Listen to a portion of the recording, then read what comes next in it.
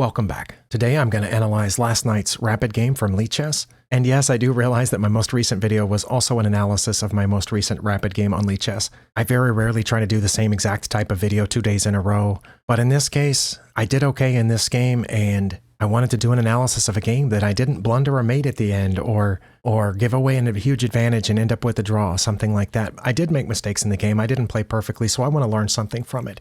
If you're new to my channel, I'm not a titled player or a chess coach. I'm just a random person trying to get better at chess. Hopefully you get something out of this as I go through my games. But the main reason I started recording these is so I would get something out of it, and later I can look back and see what I got out of it. In this game, I had the white pieces. I opened with e4. My opponent responded with the French defense. Now, against almost everything, I have been playing knight to c3. I've been playing that against the Caro-Kann, against the French, against the Sicilian, and so on. Basically everything except the Scandinavian, in which case I would take that pawn. But this was the French, so I played knight to c3, and I expected my opponent to play d5 at this point, in which case I would play d4. Very often they'll take this pawn, and then I'll take that pawn. But instead, my opponent played b6, which led me to think maybe they were playing the Hippo defense instead of the French defense. I think the opening book here still calls this the French. Yeah, it's called the French defense Queen's Knight. I think that's because I put out my Queen's Knight. It's also possible that my opponent was not familiar with openings and is just playing a few pawn moves, hoping to fianchetto some bishops and get some knights out. That happens a lot, and then I end up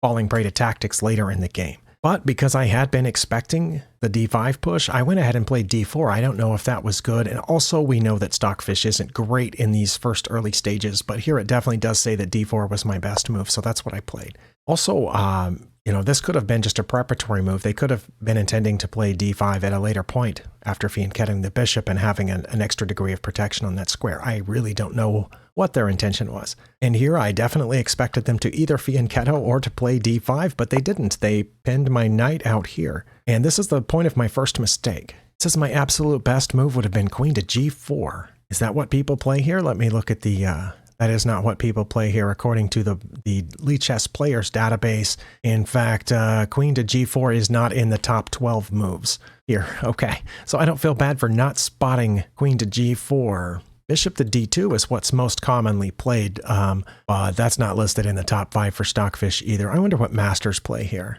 Masters play bishop to d3, which is this.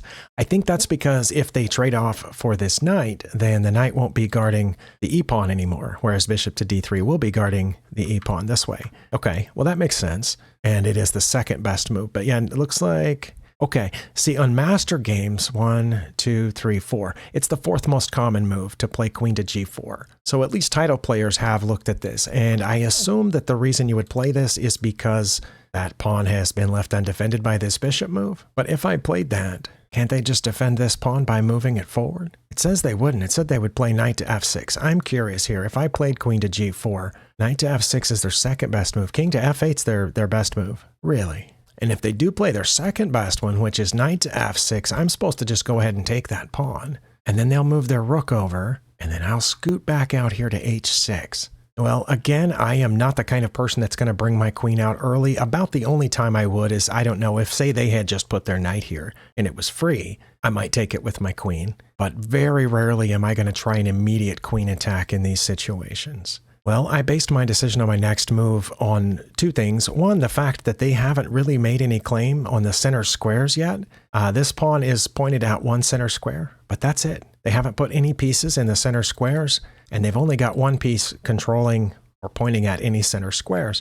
And so I wanted to control a little bit more of the center. But the second reason that I made my next move, which it counted as a mistake, is because I've been playing f4 in a bunch of these situations. And they didn't look like there was any reason not to, so I went ahead and played f4. Now that takes away a bunch of my advantage, and I'm not sure exactly why. It says that their best response is knight to f6, and then I would play e5, and then they would play knight to e4, which would put an extra attacker on that knight, and then I would have to play queen to f3, which puts an extra defender on the knight and attacks their knight. That's if they played here, and if I immediately challenged it, and if they went in there, then I would have to know to play queen to f3. I don't know if I would or not. I know I couldn't play bishop to d2 at that point because they could just take. But my opponent didn't play knight to f6. Perhaps they didn't know that they were supposed to go here, let me attack, come in the middle, and so on.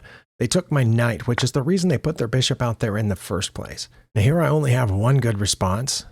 I suppose I could move out of check or block the check with my queen, but those both seem really bad. It makes obvious sense to take back with the pawn. So this is defended twice. That's defended. The only center pawn that's not defended is my e-pawn, but as we've shown, it can move forward. So now I have a slight advantage again. Now my opponent did what I expected them to do earlier here, and my top move is to play e5.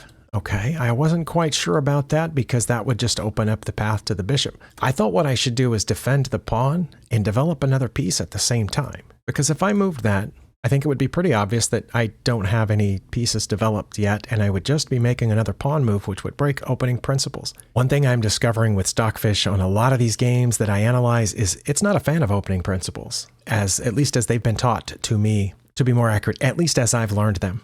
They may have been taught to me correctly and I learned them poorly, but one of the things that I learned was not to just make a bunch of pawn moves.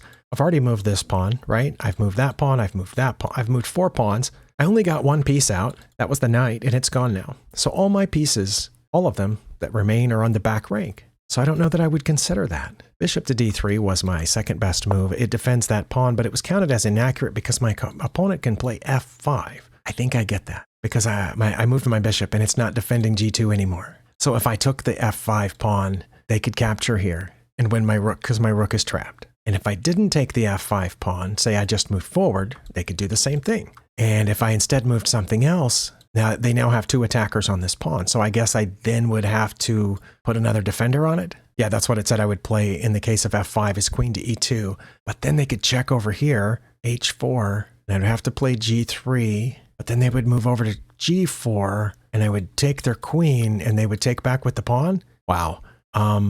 Neither my opponent nor I saw all of that. My opponent played their second best move, and now I'm not supposed to play e5 to challenge that knight because, again, this pawn here has been undefended. Oh, I found my best move here. Okay. How long did I want to see how long I spent on this, but the best move is queen to e2, and that is, again, because they have 2 attackers on this pawn, and I need another defender on it. It says 950 here, which means I only spent 10 seconds on those first 6 moves. Again, I'm probably playing too quickly, but my opponent has spent even less time on those moves. Okay, I spent 10 seconds on that one. That's good. That's good for me. The fact that I spent 10 seconds on 6 moves, and then on the 7th move, I spent another 10 seconds. That means I took my time here. I realized, wait, they've put 2 attackers here. I don't want to move the pawn because of this pawn on the g2 square, so I had to defend that again. Okay, that makes sense. I did a good job. Now they're finally supposed to play d5, which they should have played on move 2. But instead, they took a page from Stockfish. Not Stockfish here on this turn in this game, but in all those other games that they've probably evaluated just like I have and analyzed with the engine. Very quickly, at lots of different random points in the game, it'll say h4 if you're white or h5 if you're black. My opponent must have remembered all those and played h5, but it wasn't a good idea this time. I have 3 different moves that maintain my advantage here, and one of them was what I played, knight to f3, so I have a decent-sized advantage. My opponent made the mistake of playing knight to g4. I'm not sure why that's a mistake. Is that because, okay, it's because I can immediately threaten it with h3, or I can play f5 now. I don't know that I would have thought of that. Or I can castle, or I can play c4, or I can play a4. Okay, h3, I probably should have found. They put their knight there. They're begging me to play h3. I guess the reason that I didn't was because I thought that I have a reason for not playing h3. It might have just been that I didn't consider it. I mean, I did look to see, what's that pointing at? It's pointing at these 2 empty squares and this protected pawn and this very dangerous square here, or the square that it just came from. Or maybe it was trying to hide behind the h-pawn. I didn't know, but it wasn't hurting anything sitting there, which is probably why I didn't play h3. But I did play my 5th best move, which is not too bad. It's still +2. I played a4. And the reason I did is because of all those evaluations where Stockfish says to play an a-pawn or an h-pawn. Just throw it forward. There's no reason not to, according to Stockfish in many of these situations. However, unlike my opponent, I guessed correctly. The other reason I did it is because I wanted to put my bishop here, but I didn't want to put it in front of the pawn. Because if I hadn't moved the a-pawn and I had just put the bishop there, then that pawn's stuck. And then I'll eventually have to bring the bishop back to get that pawn to move. So I thought, why not do this? If my opponent castles now, okay, but I still get my bishop out. It would be pointed at their rook, force them to, to move it, and so on. That's the reason I moved the a-pawn. My opponent played one of their better moves, which is developing another piece. I have several moves that maintain the +2 here. The top one is castling. I think the reason I hesitated to castle here is because of how close this pawn was. Also, this knight pointed down, these two ways. I didn't want to get too involved there, too committed with my king, and I went ahead with the plan, which is my third best move to get the bishop out. This prevents them from castling, prevents them from putting their queen here. I suppose they could always drop their knight in there to block my bishop so that they could castle. That is actually their best move. Did they play it? No, they did not. They played one of their top 5, though, which was to go there. What is it aiming at, though? See, here again, I thought, what is it aiming at? That square is defended by my bishop, which right now isn't going to go anywhere. This square is defended by the pawn. I don't know why that was one of their top 5 moves. I guess it reopens this bishop. I'm supposed to play h3 again, or castle, or play c4, or d5. Really, I didn't want to play d5 because I thought they would take, and if I took back, then they get a bishop right there. And they would have picked up 2 pawns for 1. Oh, no. Because if they took, that would be check. So they couldn't take back the pawn with their bishop. And it says that they wouldn't. Okay, I get that now because of where my queen is. That makes sense. But instead I blundered here. Now that all my pieces are finally off the back rank, I was thinking about castling, but I did not like this knight sitting here. I was a little uncomfortable with it, so I went in there. That's a blunder, and it's because they can take it. I wanted them to take it. I thought, you know what? If they take that, I'll take back. And then when I castle, my rook will be on an open file. That seemed pleasant to me. My opponent, I guess, saw nothing better to do than to take it. It was their best move, and I took back with the f-pawn, which was my best move. My opponent, to their credit, found their best move, which was to check me here. I should have just blocked the check with the g-pawn. I didn't, because I thought, if I do that, what if they just drop in here and, they've kind of infiltrated, or what if they go here, then I have to do a queen trade? And I also thought, one of the reasons to castle is to connect your rooks, and the other reason to castle is to get your king to safety. So I went here. That's my 4th best move, and it was counted as inaccurate, but it connected my rooks, and it almost got my king to safety. It, of course, left open this diagonal. Yeah, that's inaccurate. Now we're back to basically even. My opponent did check me. It's my best move to block with the queen. I thought that it probably was, because they would either have to run away back to where they were or take my queen. It is their best move, so they took, and I took back. I thought I was doing okay here. The only problem with that is that it left my front c-pawn undefended, but nothing is attacking my front c-pawn. They're supposed to try to break open the center here. I'm surprised they're not supposed to castle. It's not one of their best moves at all to castle. If I was my opponent right now, I think I would have castled to the queen side, but it's their best move to play f6. They didn't know that, so they played g5. I don't know what the difference is. If they had played f6, I probably would have taken it. And I did the stockfish thing here too, which was my 5th best move, h4. I joked about getting one of these sticky notes like this and putting it on the screen there saying play h4. I joked about that. I haven't actually done it. I'm not going to stick anything on my actual screen, but I have kept in mind that sometimes it's a good idea to play h4. Their best move is to take it. They didn't. They pushed past. One reason I actually hoped that they would push past, my plan was to lock that up and then get this rook over here, because that basically makes their rook useless sitting there in the corner once this is locked up. It is not one of my best moves to lock it up. I'm supposed to just go ahead and move the rook over first. All right. Well, I went ahead and played that. It apparently didn't do any harm to my position to do that. And I'm also not sure why I have a plus 1.5 advantage here. We have the same amount of material. One very, very slight advantage, which I think should probably be just a small percentage of a point, is the fact that I have the bishop pair, whereas my opponent doesn't. It might be space, because I do have pawns controlling a bunch of territory here. I think more space than my opponent is controlling, not to mention the bishop that's controlling this entire diagonal, and the other bishop that's patrolling this entire diagonal. I forgot to mention that pawn there. It was also doing some work. It might be all that space that I'm controlling and looking at. I have the bishop pair slightly more active. Their bishop is only pointed at a couple of squares, right? Unlike them, I have connected my rooks. They have a one rook that can't go anywhere. I have 2 rooks that can go the entire width of the board and can pretty quickly get to open files. Okay, so maybe that explains all of that added together gives me the plus 1.5. Okay, but I'm not done with my mistakes yet according to the move list. My opponent played c6, and I had said it was going to be one of my ideas to put my rooks on my open files. Those are actually among my best moves. I played c4. I wasn't playing c4 trying to block in my bishop. I was playing c4 because I wanted it to go up here to c5, and it can't go 2 squares at once anymore. I had to go one at a time.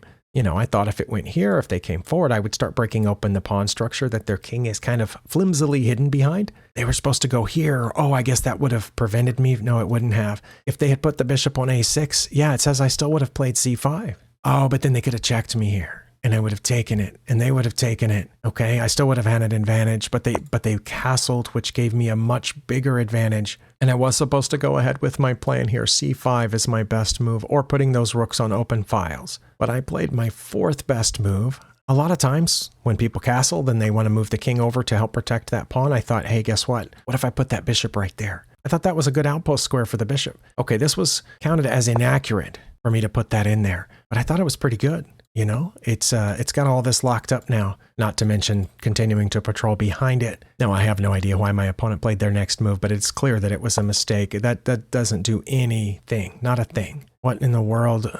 I don't understand what that was about. But now I'm supposed to go ahead with my plan and play c5. That's the best move. I did not, but I played one of my better moves. I finally took one of the open files. I guess the problem was that I had multiple plans going on at the same time. Oh, the reason I'm supposed to play c5 is because they can play c5, but they didn't. They thought that I came over here to attack that pawn, which I didn't. I saw it. I saw that it was undefended. I thought maybe I could take it. But that wasn't the reason I moved over there. I moved over there to control the open file. So yeah, they made that move to defend the pawn. I'm supposed to play c5 again, or this move, which again is something that I mentioned I wanted to do. Put my rooks on open files. This also keeps the knight from doing something like this. If, say, I ever move my rear c-pawn. It also, I think, keeps them from removing their a-pawn because my rook's pointed down through this way. I didn't know I was at +5 here. I thought I was doing okay. I thought it was going to be a little bit of a battle, especially with all these pawns on the board. I don't know that the bishop pair gives me that big of an advantage with all those pawns, especially those 5 right here in the middle. Good grief. 2 of them doubled. Now this one's doing okay, even though it might be considered a bad bishop, but it's outside the pawn chain. So I thought I was pretty good there. My opponent played their best move, which was to come after my bishop. I've got a couple of different choices here, and it's to play one of these pawns. The cool thing about it, I don't think it matters a5 or c5, because whichever one moves, the other one is still guarding b5.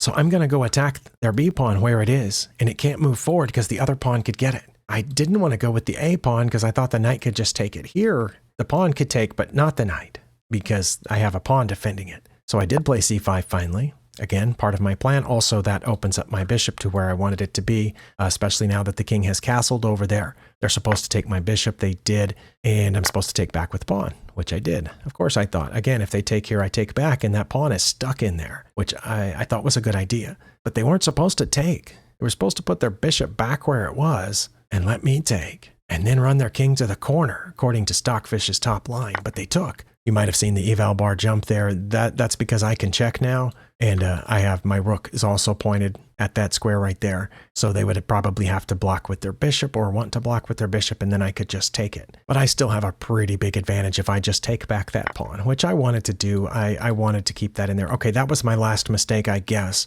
No, it wasn't. You can see on the screen I have another one coming. My opponent played their best move here, and I have a mate in 9. To be clear, Stockfish has a mate in 9. I do not, but that's only if I play rook to b2.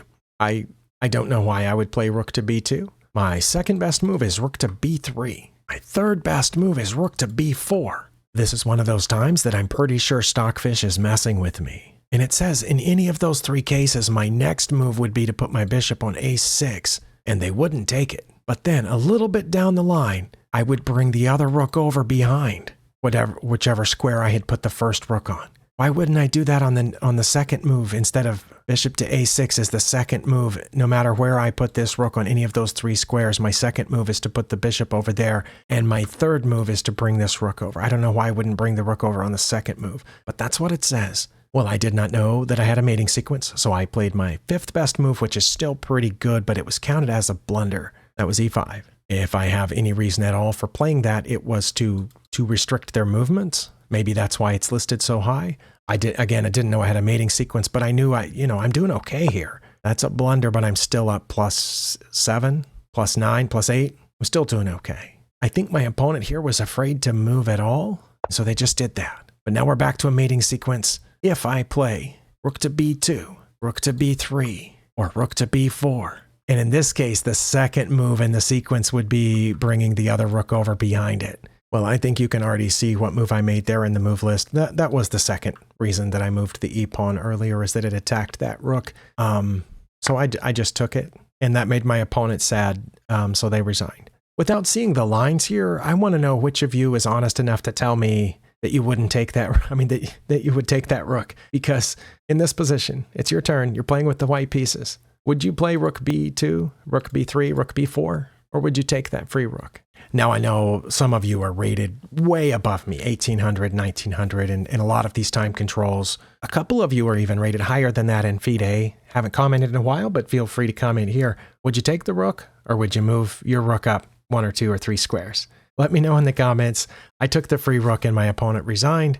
I felt pretty good about it, especially considering I only used 1.5 minutes of a 10-minute game. Definitely felt a lot better than the one that I analyzed previously, where I had a draw, but I blundered away a checkmate. So thank you for spending your time here, and I'll see you next time.